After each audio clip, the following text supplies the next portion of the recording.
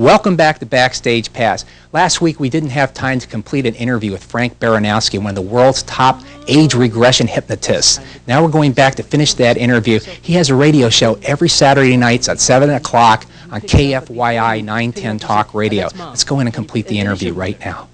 Is that a form of psychic phenomena? Or is that intuition? Or is that just guesswork? We're not sure. So there's just a lot of things that might be positive for some other people. Other ones, well, really not acceptable. Your credits are much longer than we can recite. All the people you've worked with and you've been to what, 800 or 900 cities. And it's incredible. What about the problems with the other well-known psychics in the community? How come there isn't more of a cohesion factor? I know we were discussing another famous psychic that's written many books, and there doesn't seem to be very much good feelings between.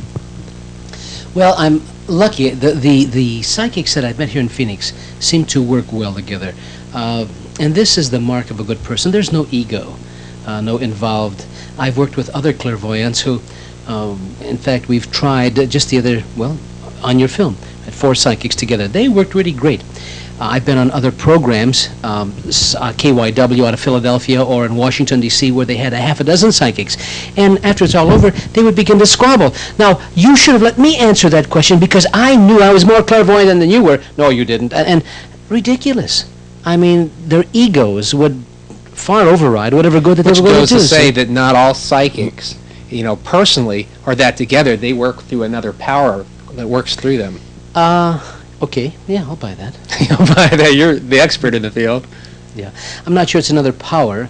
It just might be a different reserve, but just a different level of consciousness. Somebody mentioned that. They said ESP means effective sensory perception, that all of us have it. It's just developed a lot better. But it doesn't change the personality. Some of the psychics I noticed smoke cigarettes, which is something that you wouldn't think a more evolved person would do. And that's my own personal opinion again. But, have habits of a lower nature, and when you deal with them personally, you don't really, see that higher power working through them. There's a woman in Mexico City, Mother Dorothea, or Mother Dolores, that was her name, and she would have crucifixes hanging from her, but I mean huge ones, on her back, on her side, and one in each hand.